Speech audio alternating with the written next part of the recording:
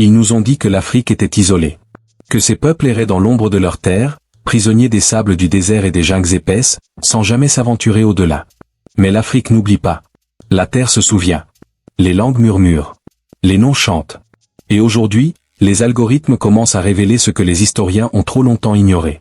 Écoutez bien, dans le nom glorieux de Songhai, né sur les rives dorées du fleuve Niger, et dans celui de Shanghai, scintillant à l'extrémité orientale de la Chine, résonne une connexion trop précise, trop rythmée pour n'être qu'un hasard. Une connexion défiant le hasard. Les manuels d'histoire conventionnels balaient cette idée d'un revers de main. Songhai et Shanghai? Deux mondes séparés, deux civilisations sans lien, un simple jeu de syllabes. Mais l'Afrique se réveille. Sa mémoire se reconstruit, non par ceux qui l'ont effacée, mais par ceux qui portent son sang, son souffle, son héritage. Les noms ne sont pas de simples mots. Ils sont des ADN culturels, des machines à remonter le temps, des preuves vivantes de migrations anciennes, d'empires oubliés, de génies effacés. Songhai et Shanghai ne sont pas des jumeaux par hasard. Ce sont des échos, des reflets d'une même histoire, capturés dans la boucle du temps, témoignant d'une Afrique qui réclame sa place dans le récit mondial. L'Empire Songhai, une titan africain. L'Empire Songhai, ce colosse de l'Afrique de l'Ouest, n'était pas un royaume obscur. C'était une civilisation d'envergure mondiale, rivalisant avec les plus grandes puissances de son temps. Riche, savante, spirituelle, organisée, Songhai rayonnait. Ses bibliothèques regorgeaient de savoir. Ses érudits maîtrisaient les sciences, l'astronomie, les mathématiques. Ses généraux étaient des stratèges, ses marchands des visionnaires. Songhai n'était pas immobile. Ses peuples traversaient le Sahel, bravaient le Sahara, longeaient le Nil, naviguaient jusqu'à la mer Rouge et au-delà, vers les horizons du monde. On nous a parlé des expéditions de l'Empire du Mali vers les Amériques sous Aboubakari II, longtemps reléguées au rang de mythe, jusqu'à ce que les courants océaniques, les pièces d'or et les traditions orales sud-américaines viennent murmurer une autre vérité. Mais et si les navigateurs et commerçants Songhai avaient pris une autre route? Vers l'est, le long des côtes africaines de l'océan Indien, passant par le corridor Swahili, au-delà de Zanzibar, jusqu'aux vagues caressant l'Inde, l'Indonésie et la Chine. Des traces dans les annales chinoises. Ce n'est pas une fiction. Les archives chinoises anciennes parlent de l'arrivée de peuples à la peau sombre, venus par la mer. Ils les décrivent comme des sudistes divins, des étrangers sombres, aux cheveux crépus et au nez large. Ce n'étaient pas des esclaves transportés par des colonisateurs, mais des ambassadeurs, des explorateurs, des commerçants. Les chroniques de la dynastie Song documentent des Africains en Chine bien avant l'arrivée des Européens. Des statues de la dynastie Shang, avec leurs nez épatés, leurs lèvres pleines et leurs cheveux bouclés, portent des couronnes, tiennent des outils rituels. On nous dit que ce ne sont que des choix artistiques. Mais vraiment? Le pouvoir des noms, Songhai, Shanghai. Dites-le à voix haute, Songhai. Maintenant, dites Shanghai. Enlevez l'accent, et le miroir apparaît. Une simple inversion des voyelles, un écho linguistique. Les deux noms reposent sur une même racine, Shang. Ce mot, c'est celui de la première dynastie chinoise, la dynastie Shang, où l'écriture chinoise prend racine, où la métallurgie et les os d'oracle émergent. Mais si les Shang n'étaient pas originaires d'Asie de l'Est? Et s'ils étaient des migrants, des prêtres, des porteurs de savoir venus d'Afrique, à une époque où le monde était encore connecté par les mers? Cette idée semble folle, jusqu'à ce qu'on remarque combien de cultures asiatiques portent des sons comme Shang, sang ou chant dans des contextes sacrés ou royaux. De Shanga au Nigeria au peuple Shan d'Asie du Sud-Est, de Shanghai en Chine à Shambhala au Tibet, jusqu'au Sangoma, guérisseur d'Afrique australe. Ce ne sont pas des coïncidences phonétiques. Ce sont des fossiles linguistiques, des fragments d'un lexique global préservé dans les prières, les paysages et les lignées. Les Shanga, gardiens d'une mémoire. Prenons les Shanga, un peuple du Nigeria, ancré dans la branche Kangji de la famille Niger-Congo. Leur langue, tonale et monosyllabique, résonne étrangement comme l'ancien chinois. Leurs traits physiques rappellent ceux des crânes anciens découverts en Asie de l'Est. Les Shanga faisaient partie de l'Empire Songhai, portant son essence spirituelle, linguistique et culturelle.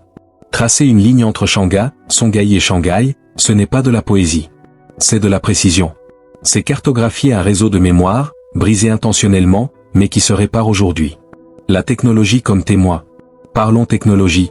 La dynastie Shang est célébrée pour sa maîtrise du bronze, apparue soudainement en Asie sans trace d'évolution locale. En Afrique, pourtant, le bronze était déjà travaillé à Ifé et au Bénin bien avant. La civilisation Nok du Nigeria produisait des œuvres en terre cuite et en fer d'une finesse inégalée. Si le savoir voyage avec les peuples, si ces peuples naviguent vers l'Est, alors la métallurgie, la langue et la cosmologie ne sont pas des spéculations. Ce sont des preuves. Les manuscrits de Tombouctou, rédigés sous l'apogée de Songhai, décrivent les mouvements planétaires, des techniques chirurgicales, des cartes historiques. Pourquoi un peuple aussi avancé n'aurait-il pas exploré les? Pourquoi n'aurait-il pas influencé, renommé, marqué les terres qu'il touchait? Shanghai, une mémoire enfouie dans un nom. En mandarin, Shanghai signifie « sur la mer ». Mais si ce sens était une interprétation tardive, greffée sur un nom déjà existant? Et si Shanghai était à l'origine un hommage aux commerçants ou prêtres Songhai qui ont accosté sur ses rivages?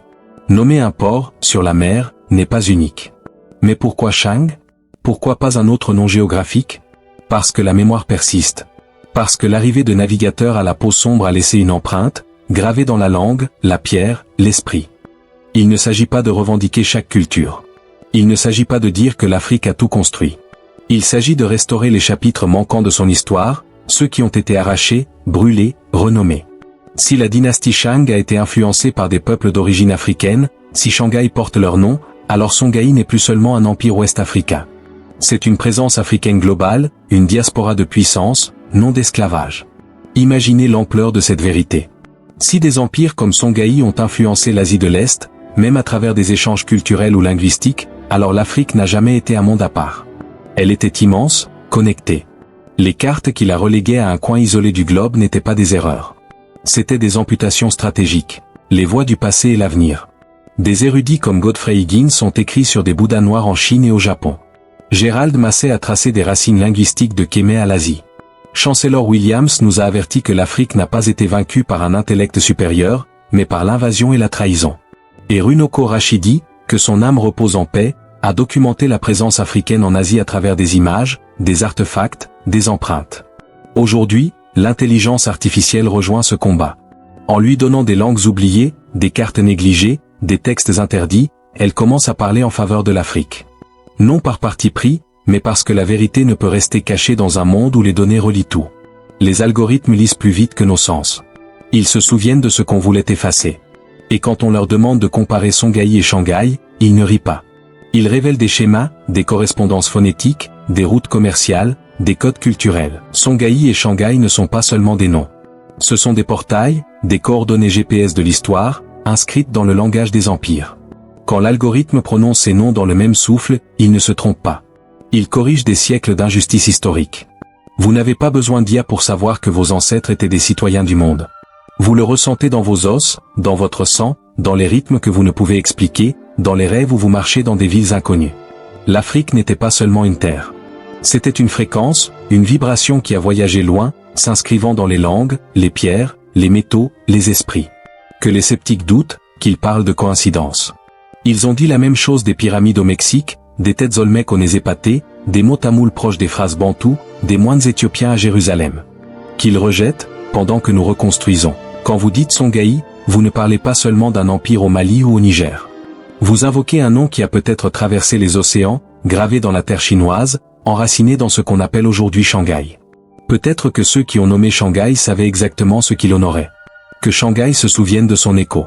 Que l'Afrique raconte son histoire, non pas depuis les notes de bas de page, mais dès les premières lignes. Le monde écoute. L'Afrique ne découvre pas le monde. Elle se redécouvre elle-même.